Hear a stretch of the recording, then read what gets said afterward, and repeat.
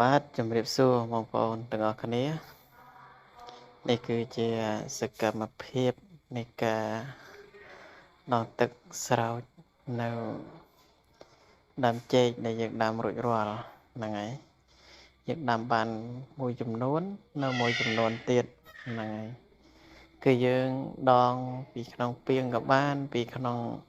តពាំងចិត្តនឹងក៏បានតែដោយសារក្នុងតពាំងវារៀងលំបាកដងបន្តិចបងប្អូនដោយសារវាជ្រៅដោយសារចង់អស់ទឹកចឹងហើយគឺយើងដងពីក្នុងពាងគឺយើងមកយកមកស្រោចដោយសារយើងខ្ជិលទី1យើងខ្ជិលដាក់ម៉ូទ័របូមមកដាក់ម៉ូទ័របូមវាលឿនតែដោយសារយើងស្រោចតិចអញ្ចឹងទៅគឺយើងដាក់ដងពីក្នុងពាងដែលយើងបូមដាក់ហ្នឹងគឺយើងយកមកស្រោចតែពេលដាក់ក្នុងពាងហ្នឹងដូចជាយូរពេកក៏ខ្ញុំទៅដងពីក្នុងតពាំងយកមកវិញហ្នឹង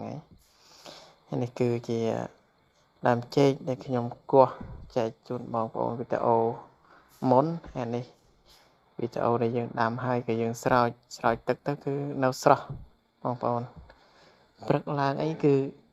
នៅស្រស់ញឹមតែម្ដងគឺវាអត់អន់ទេហ្នឹងហើយ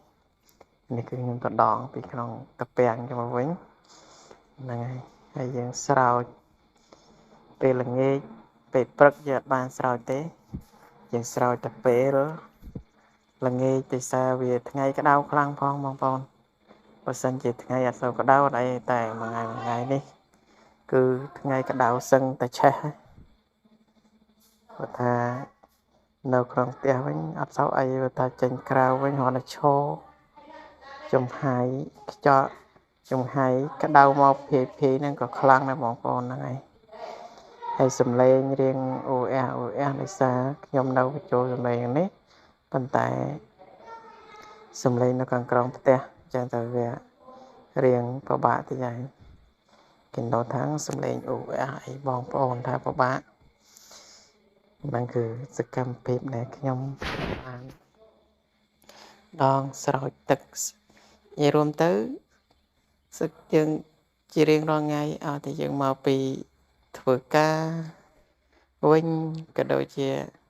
យើងទំនេរនៅផ្ទះអីគឺយើងតែងតែធ្វើដើម្បីឲ្យវាចេញញើសចេញជាតិពុល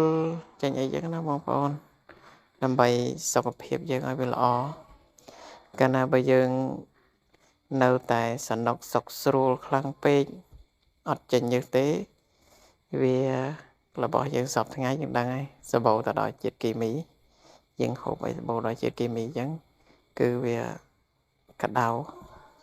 គឺវាប៉ះពាល់ច្រើនអញ្ចឹងគឺយើងមិនងាយទេគឺយើងបានធ្វើការធ្វើនេះធ្វើនោះដើម្បីចេញជាតិពុលជាតិអីខ្លះទៅគឺវាល្អបងប្អូនហ្នឹងហើយខ្ញុំធ្វើជារៀងរាល់ថ្ងៃថ្ងៃណាក៏ធ្វើដែរហ្នឹងហើយថ្ងៃណាក៏ធ្វើដែរគឺយើងធ្វើរាល់ថ្ងៃអត់ដែលថ្ងៃខានទេចឹងទៅថ្ងៃនេះក៏បានដាំចេកបន្ថែមទៀតដែរឃើញបងប្អូនធ្វើបាក់ញើសចាប់ដាំបាក់ញើសអង្ខៃហើយហ្នឹងហើយចាប់ដាំបាក់ញើសហ្នឹងហើយវីដេអូមានតែប៉ុណ្្នឹងទេសូមអរគុណចំពោះបងប្អូនទាំងអស់គ្នាដែលបានទស្សនាវីដេអូតាំងពីដើមនៃរហូតវីដេអូរហូតដល់បញ្ចប់សកម្មភាពនៃការស្រោចដំណាំស្រោចចេកស្រោចអីនៅកៀនផ្ទះរបស់យើងទាំងអស់ហ្នឹងហើយចឹងគឺមានតែប៉ុណ្្នឹងទេក៏សូមអរគុណចំពោះបងប្អូនទាំងអស់គ្នាដែលបានទស្សនាវីដេអូក៏ដូចជាជូនពរបងប្អូនទាំងអស់គ្នាជួបតែសំណាងល្អសុខសុវត្ថិភាពក្នុងការធ្វើដំណើរទាំងទៅទាំងមកទីជិតទីឆ្ងាយហើយកុំភ្លេចជួយ Subscribe Channel YouTube របស់ខ្ញុំបាទមួយផងដើម្បីនឹងទទួលបានវីដេអូថ្មីជាបន្តទៀតជារៀងរាល់ថ្ងៃបាយជំរាបលាតែប៉ុណ្ណេះឯងជួបគ្នានៅវីដេអូក្រោយទៀតសូមអរគុណច្រើន